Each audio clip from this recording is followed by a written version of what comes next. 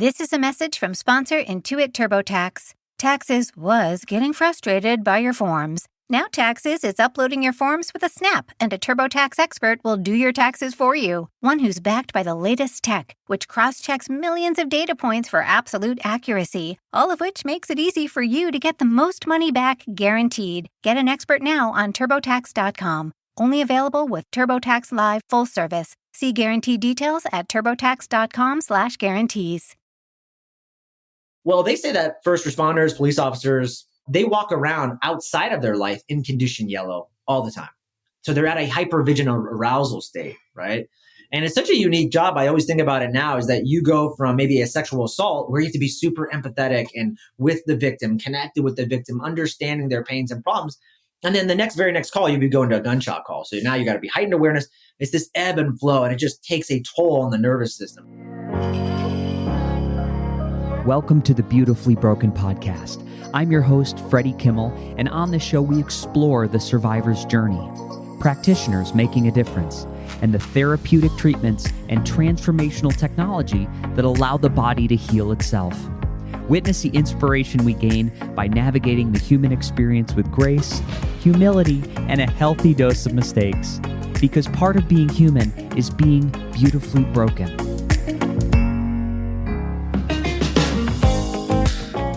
Ladies and gentlemen, welcome to the Beautifully Broken podcast. We are here with a long-awaited guest, Joel Evan. Welcome to the show.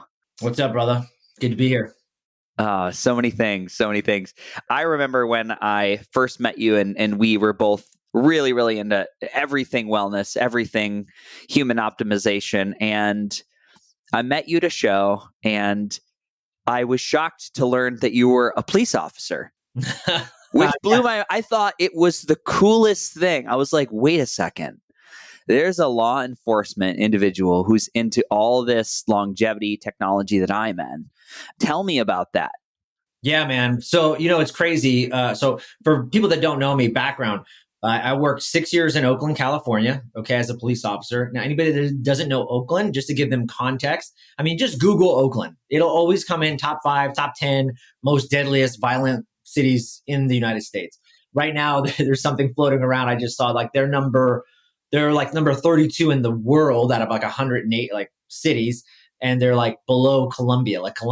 Bogota, Colombia is 34 or something, and they're 32. So it's a dangerous place. 5 years in Oakland is a 20-year career in law enforcement. Anywhere else, that's just and how do they come up with that? It's just based on the violence. It's based on what you will see as an officer there. The staffing has always been low. And so you always have to do the most with the least amount of cops. You just see a lot faster than the average person. And the criminals are really, really good in Oakland because they're relatively lenient in prosecution. So they learn how to get out of jail and then do crimes over and over again. And so they're really savvy compared to the average criminal in the US. So I did 6 years there. I went to San Francisco thinking the grass would be greener, worked there for about 8.5 years. And just to give people context, people think San Francisco is a worldwide city, and it is, but it's like playing wiffle ball compared to being in the pros, which is like Oakland, as a police officer standpoint. And what happened for me, Freddie, is I just got disenfranchised with police work over time. When my son was born 10 years ago, my first son, and I was like, I don't feel the magnetic pull to do this anymore. It just doesn't satisfy me. The craving isn't there the way it was when I first started 25. And I think I just, for me, I reached this level of I want to serve in a different way. And there's more to life than me being successful and getting all these accolades and successes. I felt like I did pretty well. I'm like, how can I give back? And so my son got me into biohacking. I've always been a big health guy, but as a new parent, I was sitting with him on my rocking chair, holding him for 2 hours while he would nap. It's the most ridiculous thing. Parents shouldn't do that, but a lot of new parents do. And that's what I did. And so I'm a productive person. I'm I got to figure out a way to be productive still. I'm just sitting here for 2 hours. So I started listening to podcasts. And all of a sudden, I stumbled upon Lewis Howes' podcast, School of Greatness. I stumbled upon Dave Asprey's podcast, The Bulletproof Radio, and Ben Greenfield. And I said, oh my God, these guys are talking about health. I thought I knew health. These guys are talking about health and mindset and things I never even heard about. And that led me down this path of like wanting to know more. That led me to becoming at the time, back in 2016, Dave Asprey had the Bulletproof Coaching Program, the Human Potential Institute. That led me to doing that. I said, man, one day I want to be a coach. I want to leave police work. And then the last thing I would just tell your listeners is my mom got diagnosed with cancer probably like, almost a decade ago, like 10 years ago. And I just remember feeling helpless. I'm learning all these cool things in biohacking, like ozone and oregano oil and all these fascinating things. And I know a lot, but I also know very little. Like my mom has been diagnosed with cancer and I can't get her better. Like, what am I going to tell her? Like a typical biohacker is like, oh, you should have some glutathione or take some charcoal or oregano oil. It's like, yeah, but what are the systems and protocols to getting somebody better? Like, I want to know someone who can take you from A to Z and get you better, not just like, yeah, try this and like see what happens. Like, that's a great biohacking thing to say, but like, can you get them better?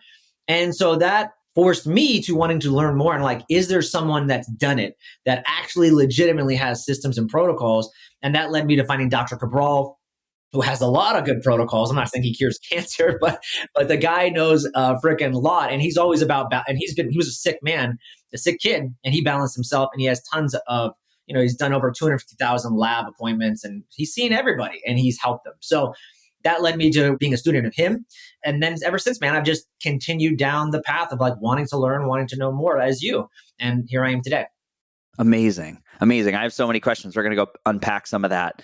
Yeah, I would join with you. For me, I think my lead-ins to really getting hooked, I think it was even like Tony Robbins and Tim Ferriss in the beginning. Definitely Ben Greenfield was later. Dave at some point came in there. There were so many good people in the early days. And I just remember being every single morning I woke up, I was like, who am I going to find today? It was wild. Yeah. It was wild.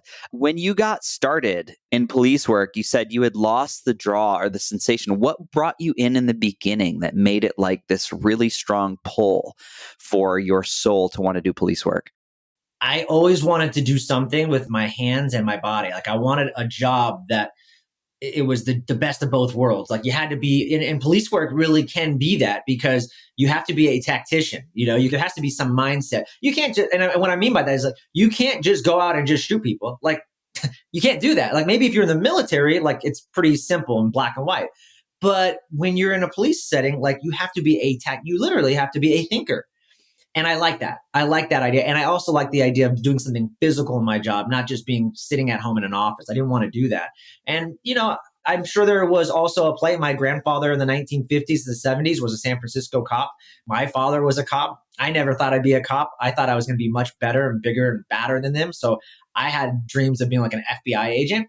And I was sitting at my house at 25 years old and my dad was like, I was tired of being at home, Freddie. Okay. I was doing these sales jobs in college and I'm like, I got to get out of this house and make money. And I'm waiting for the FBI to get back to me. And they're not getting back to me. It takes a long time.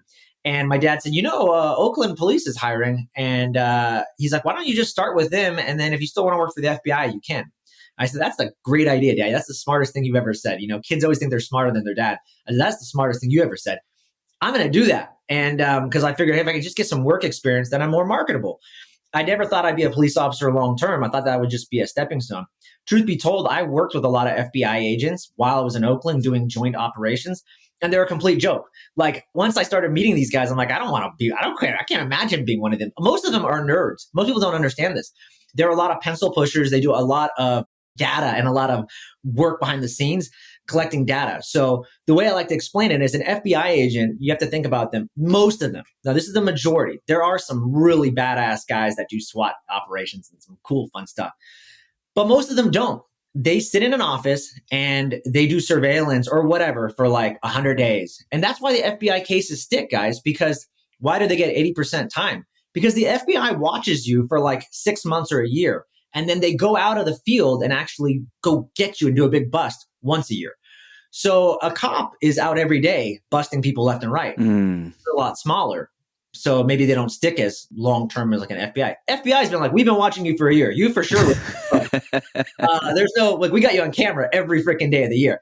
Right. So those cases stick. But I remember doing operations with like, the FBI and the IRS. And these guys were like, they didn't even have their guns loaded. They were like going to the back of the trunk. They're like, all right, we're going to load our guns. And then they were giving themselves these mental pep talks. And I just thought it was so hilarious. I'm like, dude, I do this every day. Like my gun is always loaded.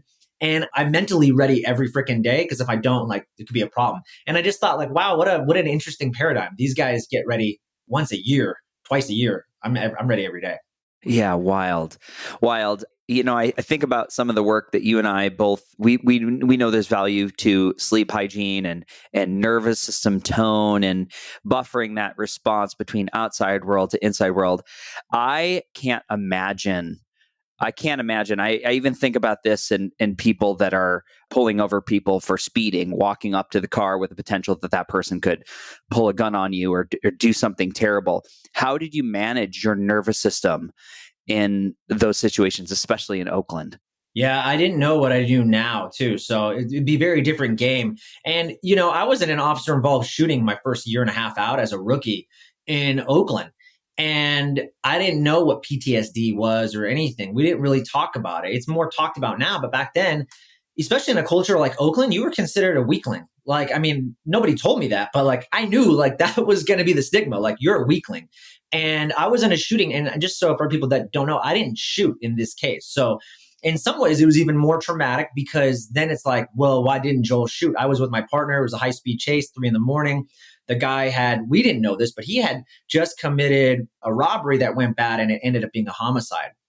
And so he was on methamphetamines, heroin, 8-ball. He had everything on him, everything on board. Later, we found out. Really, really bad guy.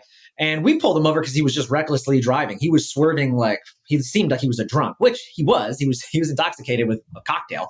We didn't know that, though. We were just like, my partner and I literally thought, all right, 3 a.m. We get off at 5 a.m. on our Friday night. Let's just get a quick arrest and go home. Like, that was our goal.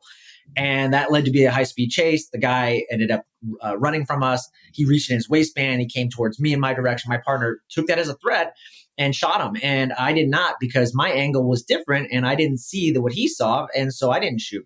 So then for about a 6-month period, I would walk up to suspects or cars or anybody, and my hand would be shaking uncontrollably. I could not write. And I would look down at my hand and I would study it. I'm like, doesn't look like it's shaking. So then I would look at them. I'm like, do they know I'm shaking?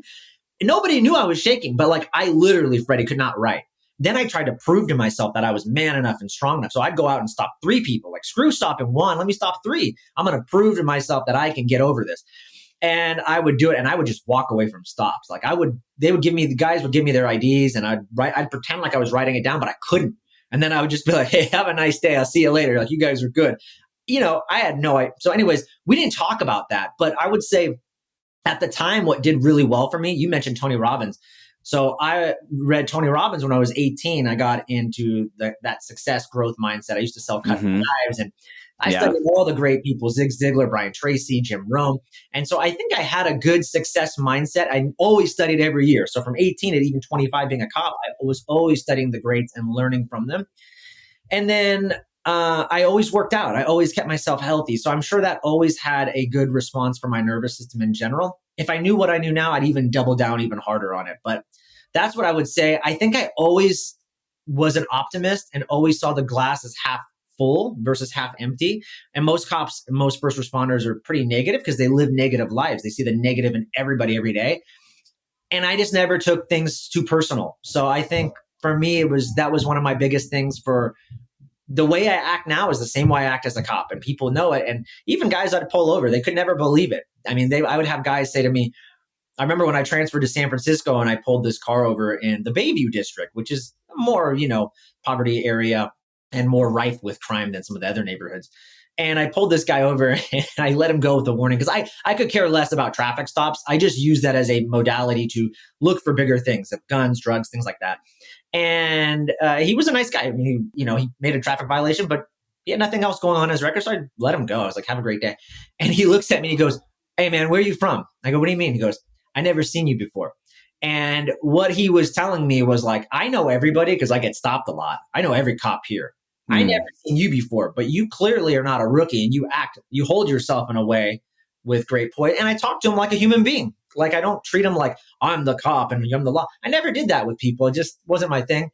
And because I think I had that little bit, I knew where I stood in the world. There was a detachment of ego. I think that helped me long term, Mm-hmm. Yeah. What do you think has changed in the last 3 to 4 years as far as have things been implemented knowing the tension that exists between the general public and law enforcement? Is there therapy? Are there services? Do people have access to things to help with this, again, severe complex PTSD that's just hardwired into the... Sounds to me like it's a nature of the career more than anything. Yeah, it is. You're not going to get around it. There's guys out there like me who have left the business. We could always talk about it. I didn't leave the business. They forced me out over the vaccine mandates, which I chose not to do. That's how I got fired from San Francisco PD because of that. But that was about 3 years ago in 2021. There's guys like me that talk about it a lot. There's firefighters like James Gearing out there ringing the bell saying, hey, we got to change the sleep structure. This is ridiculous. Like we see in our profession, suicide is very, very high. And it's because of all these things, the nervous system breakdowns, the lack of attention, the shift work, the relationship breakdowns in families, et cetera, et cetera. So it's, and again, you see the worst with the least. And, you know, to give some people context, there's a term used out there called condition yellow. Now, a guy invented this color system a long time ago saying military first responders, when you have a sense of awareness, condition white is like, I have zero awareness of what's going on. Like, imagine you're just walking by, bonk, you get hit in the head. Like, you don't have any awareness. Next level up is condition yellow. You have a little bit heightened awareness. You're paying attention to things. Then you got orange. Red would be like, you're like super triggered. Maybe you're in a gunfight. And black is like, you blacked out, PTSD. You have no idea what's going on. You've reached your threshold in stress. Well, they say that first responders, police officers, you know, they walk around outside of their life in condition yellow all the time. So they're at a hypervigilant arousal state, right?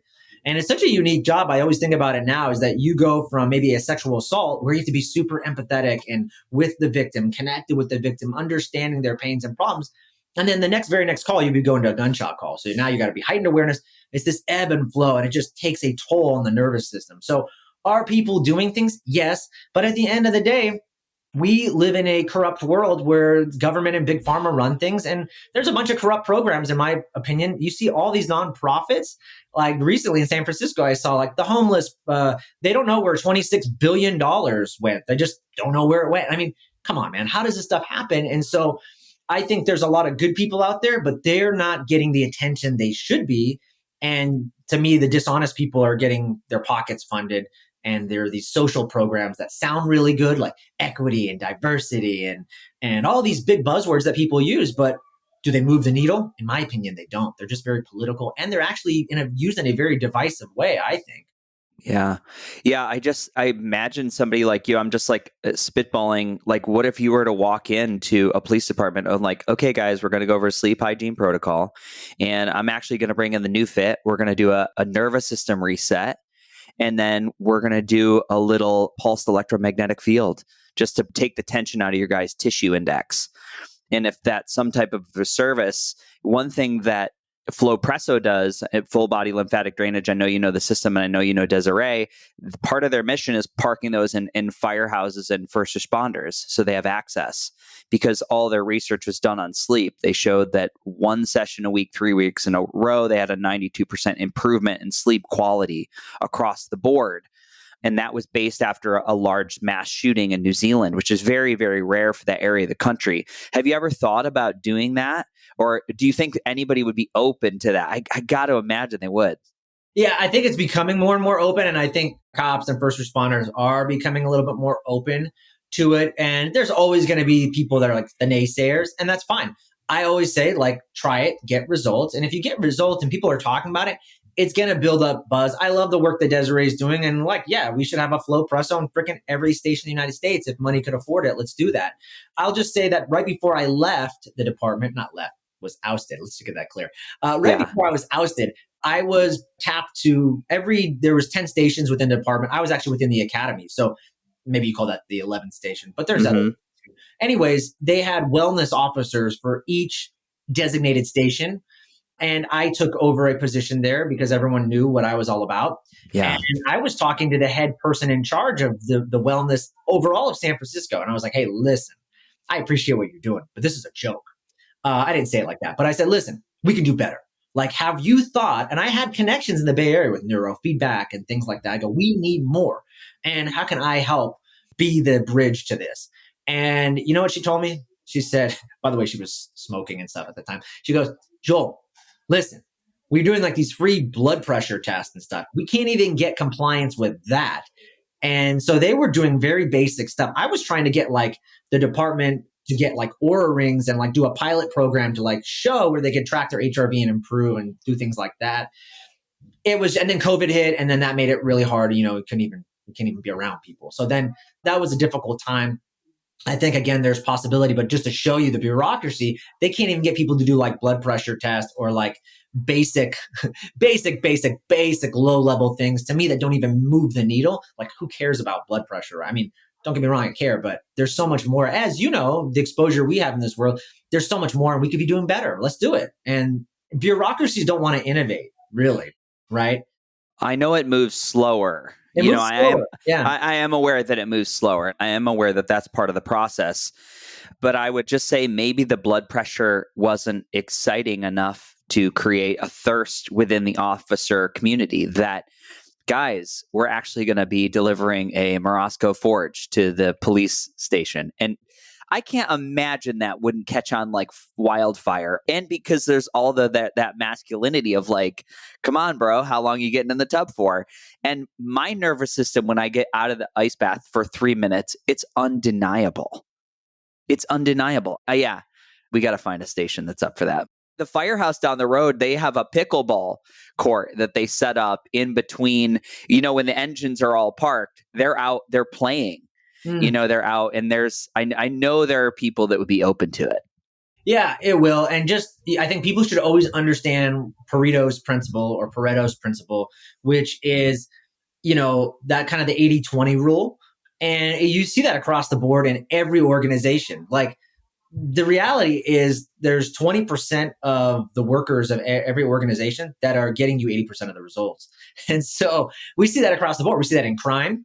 We see that in organizations. And so I would tell you that the people you're going to get buy-in from are the true alpha or the SWAT team kind of members. Those guys are driven and they love to excel and exceed. You're going to see that a lot from them. You'll see that less from just the average run-of-the-mill officer. But you see that in general populations. That's actually pretty normal. So I say, yeah, make it available and let's change the paradigm of what health looks like. That's it.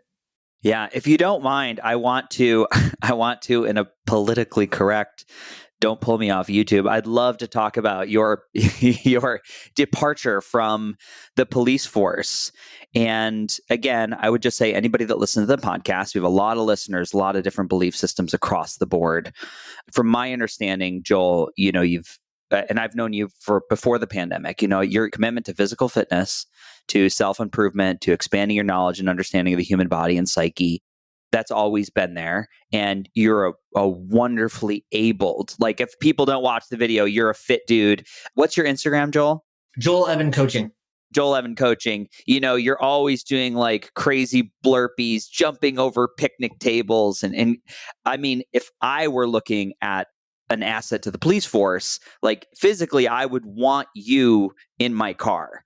So the idea that you had to leave the police force because of a mandate in the pandemic feels incredibly unfair to me. I know life's not fair, but if you could sum up how things went down and where you're at with that today. Ladies and gentlemen, if you know anything about me and my Instagram, you know I love red light therapy. Specifically, LightPath LED has launched a light called the Diesel series. So this focuses on pulsed light frequencies, which have been used in wellness centers for over 20 years. These panels are 15 inches wide. They have a 5-year warranty that is the longest in the industry, and they focus on 630, 670, and 810 wavelengths of light because those are the most researched and the most powerful in the human body. This panel pulses between 1 and 9,999 hertz, and every purchase comes with a phone consultation so you can best know how to use it. LightPath LED is the panel that I've used since I got into wellness. They are tried and tested. They are a fan favorite, and I am telling you, if you shop around, you look at one of these panels next to the industry standard, you will be blown away and you will not be sorry. You can use code BeautifullyBroken for a discount to start using red light therapy in your home today. So let's jump on in and let's shine the light. Ladies and gentlemen, let's take a break from the show and allow me to get up on a soapbox. I want to spotlight Silver Biotics Wound Gel. This is a product that is an antimicrobial layer that helps with cuts, lacerations, skin irritations, and first and second degree burns. So it utilizes silver sol technology, which we've talked about. This is the ability to steal electrons from pathogens, making it more effective in the body. So the company has substantiated its claims with 420 independent studies, as well as 60 patents pending on this groundbreaking tech. So I endorse it because it works, but also due to the extensive research and scientific validation the company has done. So in an independent in vitro report, this is very important, we compared Armor Gel to 7 other similar skincare products, such as triple antibiotic ointment, the standard of care. The study focused on the kill rate for MRSA, VRE, E. coli pathogens responsible for severe emergency room infections. Within a 4-hour window, Armor Gel completely neutralized the pathogens, and this was a feat that was unmatched by any other product in the study. So the Silver Biotics Wound Gel stands out not only for its performance, but actually its price point. So this is a must-have for moms, for coaches, nurses, doctors, anybody concerned about the body's largest organ, the skin. And in today's environment, I just saw a fact where MRSA infections are up 35% since 2020. This is crucial. So we just need to be prepared. Don't wait for an emergency room trip. This is something to have in your cupboard. It's under $20 and you get 30% off using the code Beautifully Broken at checkout. This company is giving this to you at cost by using this code, and they are not only a sponsor of the podcast, but they are friends, and I support what they're doing in the world. Let's jump back into the show. Yeah, and I know what it's like having a podcast as well and being censored and being blocked. People don't know about it. You know, we feel it every day. People don't even know it's happening. It's happening, guys. I've just had my third video on YouTube removed over the last couple of years with Robert Rowan I did on ozone. And he was talking about viruses and stuff. So it's happening, unfortunately. And it's really sad because I think information is just information. And people should look at it and make their own determination, not misinformation, disinformation, whatever they want to call it. Listen, bottom line is this. It is about politics, unfortunately. That was why I was let go, because the science, as we know, proves that I'm actually right. And actually the law, what they did was illegal. The law actually doesn't allow this, and they violated the law. And the only reason I know is because I had to study it when I was going through this process. And, you know, there's great people out there. The Healthy American, Peggy Hall, talks a lot about this and she talks about it. Just read Title VII and you will see that religious exemptions are a thing and they have to be offered. I mean, let me just show you the insanity for people that don't understand San Francisco. There are people in San Francisco Police Department right now that are claiming to be a Norse pagan Viking. And because they are a Norse pagan Viking religion, they should be able to have a beard. Okay. And guess what the department does? It's a Title VII issue, guys. The department doesn't even blink. They know they don't want that to be a lawsuit because it's going to be a big problem. So there is a person at the police department right now who claims to be a Norse pagan Viking because he wanted a beard, and they granted it. I have a religious exemption that I put in saying I don't believe putting this product in my body for all several months. And it was accepted. A month later or 2 months later, it was later denied. Okay. And so it was just atrocious what they did to me. And then they fired. They said, you have a month to get this product or you're fired. And I was just like, dude, I'm not getting this. And if you go back in time, back to July 2020, I believe, 2020, I interviewed Del Bigtree. We talked all about this. And that's why I was so prepared. I knew all about the vaccine industry because I had to study vaccines. Listen, I have vaccines in my body. My parents got them for me when I was a kid. I didn't know any better. I grew up with that paradigm. Like, these are a good thing. I didn't know. But when I had to have my first child, it was the first time I had to go, man, are these safe? I don't even know.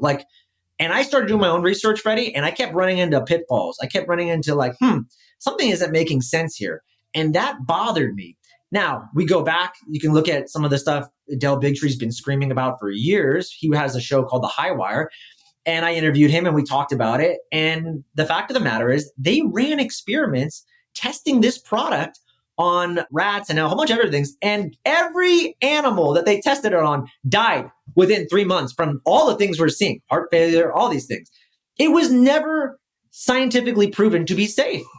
And so I knew this. I knew this coming out of the gate. And they mandated it. And then they mandated it across the board. And the reality is, I'll just tell people, is, this creates a lot of emotion for people. I think there's a lot less emotion. At the time I was talking about it, it was very emotional because you're vax or anti-vax, or that means you're a Democrat or you're a Republican. Listen, I don't care about politics. I swear I could care less. I think it's all distraction and noise. And so is the division created between vax and anti-vax. I really don't care. Do whatever you want. But for me, if you look at any science, what I tell people is this: look at every scientific study done on vaccines. And if you can find one for me that shows that there was a double-blind, placebo randomized control study and that was legit, a safety trial was done, that was legit, then I'll take every freaking product they make. But I have yet to see one. They don't exist, guys. They just don't exist. Yeah. And you realize that, you start to ask yourself some questions. And and that was it for me. So, I'm sorry. So bottom line is, Freddie, that to give you the button around it is, they accepted my religious exemption. A couple months later, they said, you know what? It doesn't matter. Things have changed. By the way, this is after I'd worked a year and a half throughout the pandemic. Never missed like a freaking day. Okay. Worked plenty of overtime, did everything they asked me to do. Yeah. By the way, when the pandemic initially started, do you think they cared about me and my safety? Absolutely not. You know what they did to me? I was working at the academy as a trainer, and they sent me down to ground zero, Union Square, downtown San Francisco. Because you know what they said? Oh my God, the mayor is worried because there's all these vagrants now out and all the cities closed down. So the only thing we see are vagrants. And this virus spreads via, tight populations. So people can't be congregated. So we want the police department to go down to ground zero. We don't care if you get it, but we need you to separate and move the homeless around because it's just doesn't look good. It's bad. It looks bad. And so nobody cared. And I did exactly what they told me to do. I went down, did that for 2 or 3 weeks, however long they asked me. I didn't call in sick. I did exactly what I was healthy for a year and a half, and it didn't matter to them. The last thing I'll say is, if you just look at surrounding cities, if this was about science and the spread of some contagion, why were the other cities allowing their officers to have exemptions? Clearly, there was some political motive. And we later found out that they got, I think, $9.8 billion, California, to force the product. That's evidence now. So anyways. Yeah. Again, I just think it's interesting. I'm watching this play out in court. It's certainly a lot of my friends who are nurses that were forced to leave their jobs because they would not comply. Some have won their court cases. They took legal action against the state and they've won. Quite a few. I don't think I've seen any that have went the other way yet. You may or may not be able to talk about it at this time, but are you involved in a legal court with the state? Yep. We have one going. These things take time, unfortunately. Oh, yeah. Oh, I can only imagine. We're seeing a lot of cases in California. They're winning, but I don't know why mine's taking so long. Yeah. No, it's just fascinating to me. I think, again, I'm things that we couldn't say 2 years ago. I just saw Health Canada changed a lot of the warning labels and actually name and call out a lot of the maladies, which gave me pause to making that decision. That is now public knowledge that for sure you would have been claimed anti-whatever. I always ask people at home, I'm like, if you are on board with this therapy, if you believe in it, are you still getting all the recommended boosters? And I think the uptake for boosters is like 20% of the population at this time. It's very, very low. I thought it was like 3%. I could be wrong. I mean, we're on like our 10th booster, so it's... Yeah. I just wonder, are you an anti-vaxxer if you're not getting all the recommended boosters? Oh, according to the Webster's Dictionary, you are. Yeah. I just think, it's really interesting, and I wish it wasn't politicized. I wish we could have this conversation and not have people be like, oh, this is terrible. Why you're bringing this back up? I definitely, like you, I have a lot of probably stored emotion in my body because I was really frustrated. I felt like I couldn't speak my mind, or I felt like I wasn't being heard. And that's a terrible thing to be as a human being. And that'll make you sick. Yeah. So I know it's important to process, and I know it's important to let go. We focus on what we can focus on. So let's move on from that topic. I thank you for sharing. First, before we move on, thanks for your role of service and doing all you do, because it was a hairy place to be in. It was a really hard position to be in.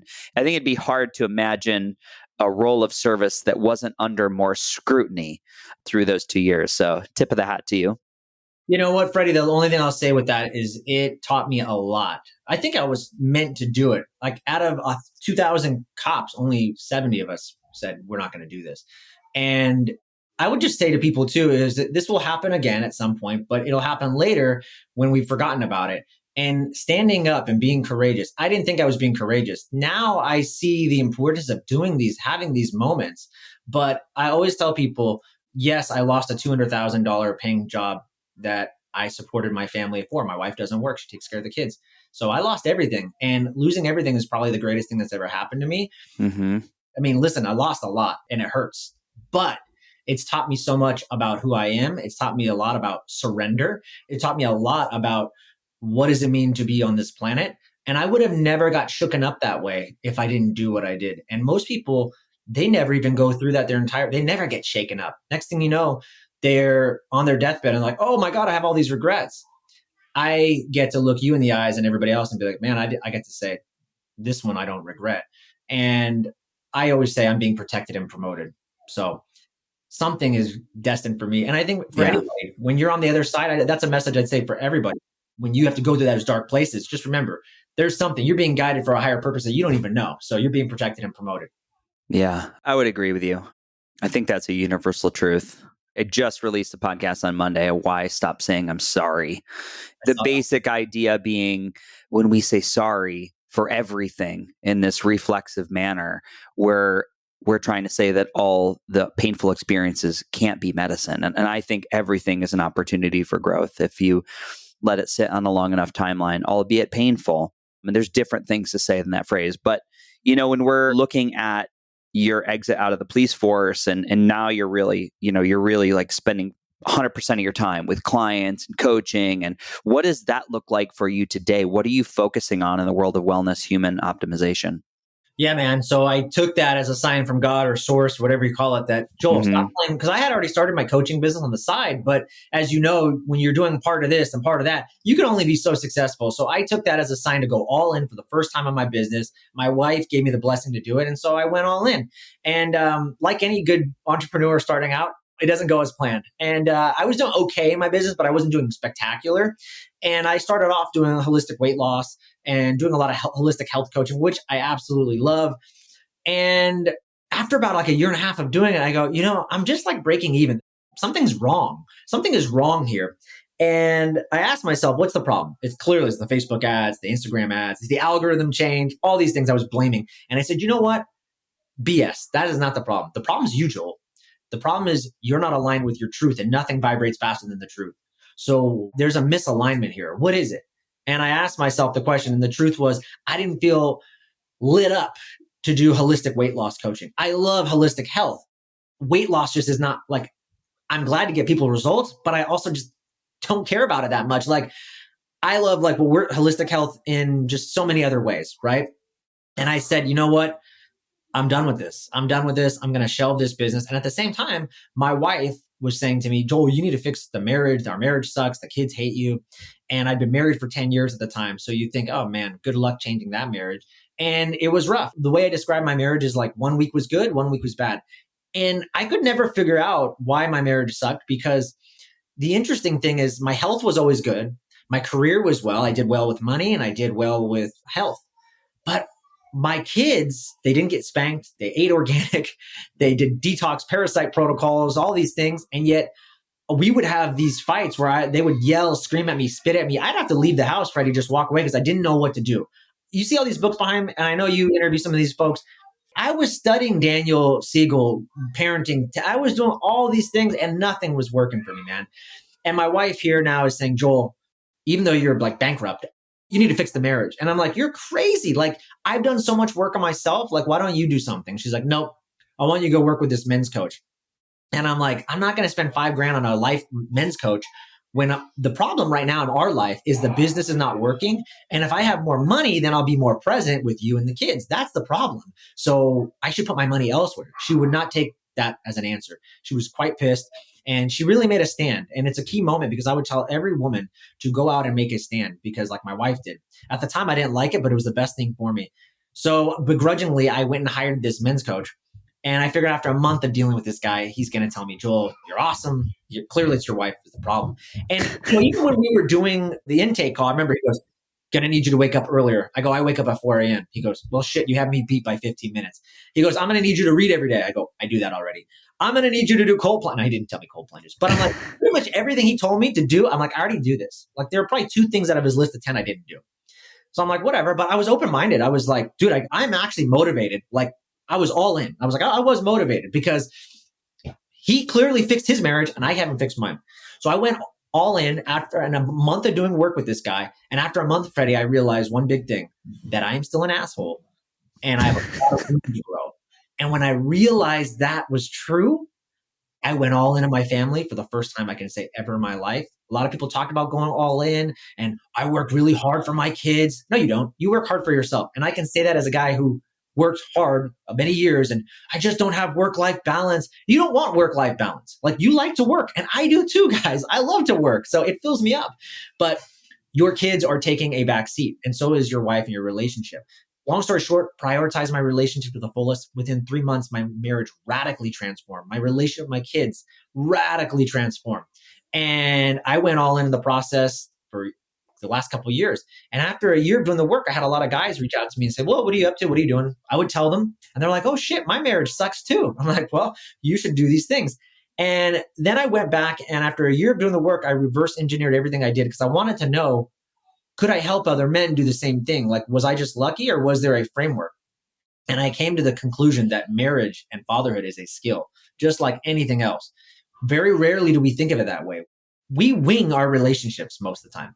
We're like, I hope I found my soulmate. Like, that's what we say. And when things don't work out, we're just like, she probably wasn't the one. And I thought that too.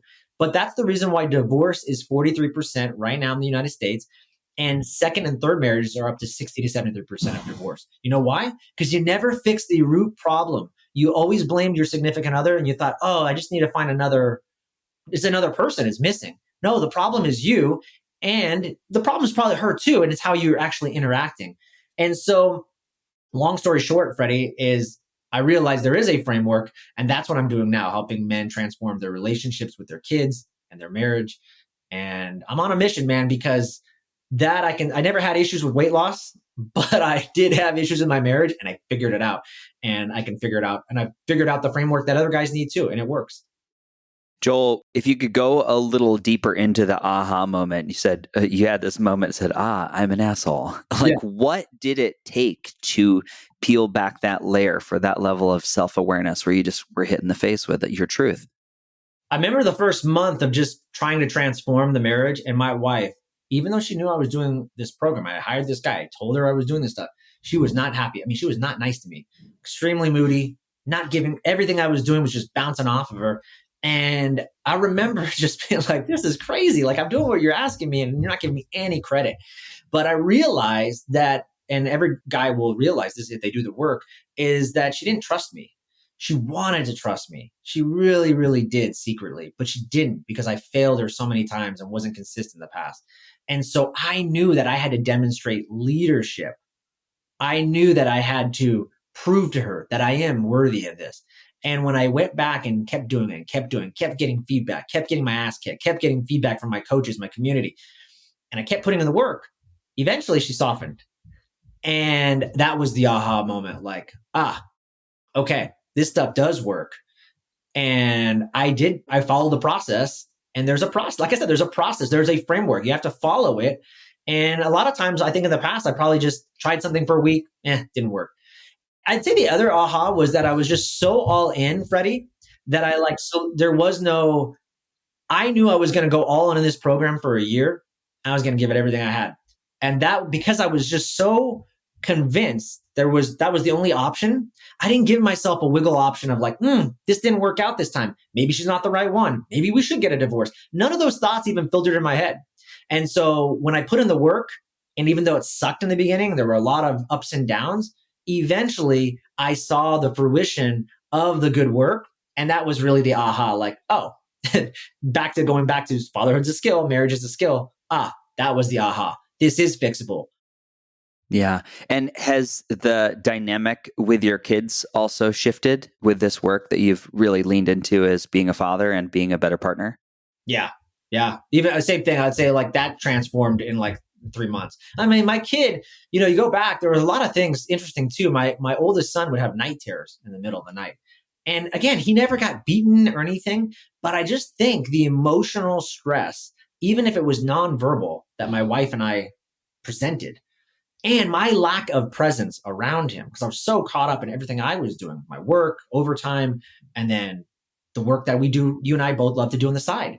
I mean, you do it full time. At the time, I was doing on the side as a cop. And so, man, I was just not present. I was lacking presence. And I remember one time I took my kid out on a date. I call like my oldest, we went on a special day, and I put my phone away, and we only had it out to take photos of us. And I remember he came back and told my wife, hey, dad and I are friends again. And he told my wife, and he just knew because I was so connected to him, Freddie. Like I didn't do anything special. I just wasn't on my freaking phone other than to take photos of us. And he felt that. And I didn't know he said that. She later told me that, yeah, he said that you guys are friends again. And not that I ever thought that we were not friends. He's my son. He's my buddy. There was nothing traumatic happened is what I'm trying to tell people. There was no big moment. It was just the little cuts over time. And so night terrors, Freddie, went away. The blowouts of spitting and kicking, and they all went away. And then, of course, my relationship with my wife, flourished. Yeah. Yeah. I'm reading this book right now, Us, and it's it's how you're viewing the individual relationship and then the relationship as a collective. And in general, the book keeps referring back to the idea that men generally don't think in terms of a collective. There isn't an us dialogue. It's coming at a situation or a problem as an individual, and they're going to fix it and analyze it and do a Newtonian process of like, I'm going to do this, and then this is going to happen, and then this. And that's not the reality. It's really interesting. He also talks about the different ways in which we have these really rare instances where you're sexually abused, not rare, but that trauma, the sexual abuse, he said many times can be trumped by years of avoidant behavior from a parent. It can be like the microaggressions over time that as actually the thing that stands out is the malady in the child's brain. It's been really wild. And so he kind of laughs at everybody when all the, in the couples therapy, the men are like, I don't have any trauma. And they're like, tell me more about that. What was your mom like? Was she stern? How did you learn to adapt as a child to that behavior? Did you avoid? Did you lie? Did you try to make her happy? And you're seeing how a child starts to adapt a persona to be able to manage. And that's all they're doing. They're just trying to make it work with what they're given. Yeah. Yeah. Kids are, there's a phrase I like that I read from a book the other day. They're like psychic sponges for our emotions as parents. And so it's so true. The parents will always come in like, I want to fix my kid. He needs help. He's got this. Like, fix your freaking self first, bro. Okay. You're the problem. And listen, not that kids don't have some of these issues, but I would agree with that statement. Go fix yourself first and then worry about them. Yeah, I really think that's where all medicine lies is in the self. I was feeling very frustrated over the last month, and I did a frustration meditation. It was beautiful, guided. And it all came back to like, look, this is another human being who wants to be loved. That's all they want. They may be expressing it in an imperfect way, but if you can talk to the part of yourself that's feeling this angst and where is it in your body? And I was like, I felt like 40% better after like this little 15-minute meditation where I could take a deeper level of awareness of the situation as opposed to creating story. I want to ask you, before we go, I know you got a podcast at the top of the hour, just a little bit about, in this world of human optimization, wellness technology, because you have access, what is one of your favorite pieces of technology you've ever invested in for yourself? It could be sleep, muscle, longevity, energy. Yeah, good question. And so for people that don't know, like I have a lot of tech. I'm looking at my office right now. I have a Carol bike, I have a vibration platform, I have a red light panel. And over there, I've got a cold plunge, I've got a new fit, a newbie, which I know you've interviewed Garrett Salpeter from New Fit in Austin. So I have an electric stim machine, and I have a sauna. I think that's it. I have an amp coil too. So I forgot about that. So I've got PMF and sound therapy as well. So I've got a lot. I would say, and I say this all the time, these gadgets are very cool, but you don't need any of that shit. Like, I've learned that through buying a lot of this crap too. It's fun. It's health optimization, and it's really cool. And I'll continue to do it and push the edges because I want to learn more. Mm-hmm. But if someone was just like, what's one piece of equipment? I would tell them get a sauna. Sauna, to me, like, the research is so robust. Like, you can get the infrared light. You can detox yourself. You can get DNA repair from the freaking heat shock proteins. And you can get a VO2 zone 2 cardio workout by not even running. Like, the amount of benefits, guys, you can get from that, it's just insane. So it's incredible. Yeah, I have a Therasage sauna that I got, and it was like, at the time I got it at a show, so I got like $700. They go for like $1,000.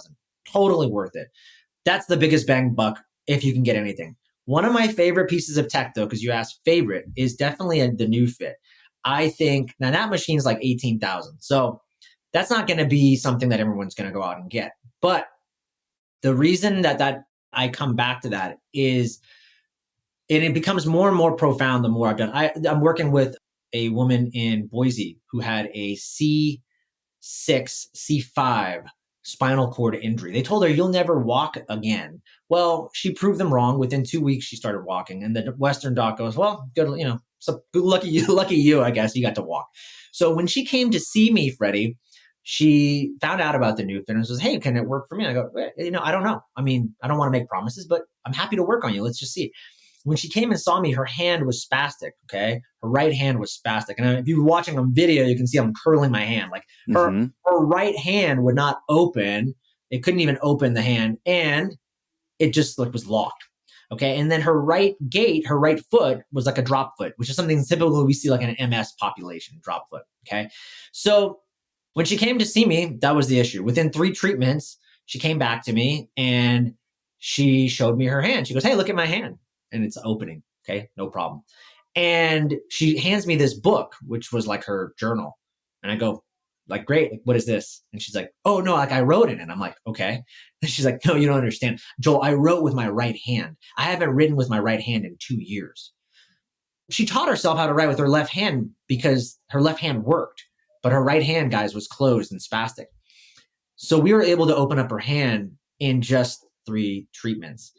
Recently, I even worked on her with her wrist, and I just changed something. Even the wrist was somewhat locked. It wouldn't open. Her hands were open, her fingers, but she actually couldn't like do this, which is like just like if you were doing a forearm curl, like you were working out, and unlock that in 1 treatment. So the right gait is really good, and it's getting better. And it's just a work in progress. But the reason it works so powerfully is, number one, and you touched on it earlier, is the nervous system. The more I come back to this, we're using breath tools. We're using all these tools to balance the nervous system. The nervous system is so freaking key, and we skip it. We skip it in everything we do. No doctors are talking about it. You talk about it all the time, I know, but we skip over that. And what I would tell people is that's priority number 1, because you can't do a detox protocol if your nervous system, like you have mold. Oh, let me give you some binders, Freddie, because that's what works for mold, we think, right? Even if it did work, it'll never take for you because your nervous system is so hijacked and in fight or flight. The nervous system is so key, guys. And the new fit, you can do a protocol known as a master reset to put people in a parasympathetic state. I love it. I do it every freaking day. Now I have tech. You asked me how I do it as a police officer, but now I have tech that I can just do it every day. So I do that. And the other thing is we're actually changing the input that the brain receives. So we're actually creating like a rewire process. Everything is related to the brain. I've come to realize that over and over again. It's all in your freaking mind. And that's why I think the new fit is so powerful, because for her, I love to use the example of someone like their shoulder. And I've had this happen. Someone comes in, they're like, Joel, I can't get my arm over my shoulder. Like it stops right here. Like, okay, so there's an injury. So I'll do a scanning process with the new fit, and I'll find what we call hotspots. They're essentially governors that the brain has shut off in the body because it's trying to keep you safe. And a lot of times when you get injured or hurt, especially chronic pain, the brain turns off certain governors in the body because it's just trying to protect you, but it stays in this neurofeedback pain loop even after the injury or the trauma has occurred. It still thinks it exists. So it's trying to protect you naturally. So what we do is we send direct current. Your body is electric. Go read Gavin Becker's book, The Body Electric. Your body is electric. It is a DC current. The newbie is a DC current. So when I put the input of the current into those hotspots, I turn them back on and your brain says, oh, wait a second. It is safe. It's safe to do this. Next thing you know, within one treatment, I've had this happen. Guys' shoulders going right over their head. It's so, so powerful. Nervous system and then the rewiring of the brain. And that's why the results stick with the new fit so much. You could also do workouts with it. You can change the frequency. So you can do hypertrophy workouts and different style of workouts that you could just never replicate in real life. Like I can do a protocol, 55 pulses per second, 55 pulses per second. I don't even need a freaking weight in my hand and I can build muscle with the new fit. So I can do it for that or I can do it for recovery. It's one of my favorite pieces of tech. Yeah. Yeah, it's exploding. There were so many Olympic athletes that Garrett was working with prior to the games. Most NFL teams, and not just teams, like the best players on the teams. I know Odell Beckham. It's really incredible how that technology's been adopted like all over the place. One thing I will say about that tech is you really do know how to use it. You need to do the training. You need to be able to know how to do the new fit and scan properly. It's not just applying, 55 pulses per second on a bicep, which, you don't want an overly strong bicep. You want it to be strong in relation to the other pulleys around the body. So it's definitely something we want to have training around. But I'm such a huge fan. I have this protocol where I've been doing, I asked Garrett about it a couple of weeks ago. I was like, bro, I don't know if you've ever done this, but I put one of the pads on my lower back. I get one of the pads that's the rubber circle with a sponge, and I do the muscles on my face. At first, I was like, oh, I bet if I do DC current on my face, I bet it's an anti-aging, like anti-wrinkle, right? Because your face gets really tight after you do it. But I get this great neurocognitive benefit. I just do my temples, my face, my jawline on 500 hertz and just a 6 to 10. Oh, sometimes okay. So not that high. Good. No. Really, really gentle. And then I'll even do some on my scalp. But man, my brain, it feels like I had 2 cups of coffee. Really, really. And he said he's had other people report this too. A couple things I would say, it's probably affecting the tension of the muscles around the head and then in turn impacting lymphatic drainage or cellular waste from the brain. That's my one thought. It's got to have an impact there. And then number 2, again, where I mentioned me being frustrated. Like, where's that going to materialize in the body? Probably the temples, probably the jawline. So physically letting some of that tension go, it's been awesome. So that's kind of been my go-to with the new fit lately. If you definitely report back and try it if you happen to hit that. Now, yeah, five minutes, 5 minutes, 6 minutes. Really fascinating. Fantastic. Yeah, I'll use that with the pad you're talking about to just kind of electric foam roll through sticky spots. Yeah, and I know Garrett will use it as well as what you're talking about all over his body, like coming out of an airplane, and a kind of a way to ground his body and like just kind of discharge some of that stuff. So I have never heard though doing it on just the head. I don't see why. I mean, we know that it can increase neurogenesis and we're waking up things. And like you mentioned, the jaw, the face, a lot of tension gets held in there. And, someone I had on my podcast recently, she does a lot of quantum healing and says that a lot of the stuff here in the face and the jaw relates down to the pelvis, relates down to emotional centers. So when you can clear this, the jaw face, you might even clear other things. So yeah, I think it's great. Yeah, 100%. Well, listen, I want to let you go to your other interview. We will definitely do it again. Appreciate you being on. Where can people find you online? Yeah, check me out, Joel Evan Coaching on Instagram. I'm active there. You can go to my website. It hasn't been updated in a while. And then if you are interested in building an unshakable marriage, deeper connection with your kids, you can check me out. The website should be live any day now, limitlessfathers.com. Great. I love it, Joel. Thanks for all your transparency and your honesty. Again, thank you for your work and thank you for being a guest on the Beautifully Broken podcast. Love you, brother. Thanks, man. Big love.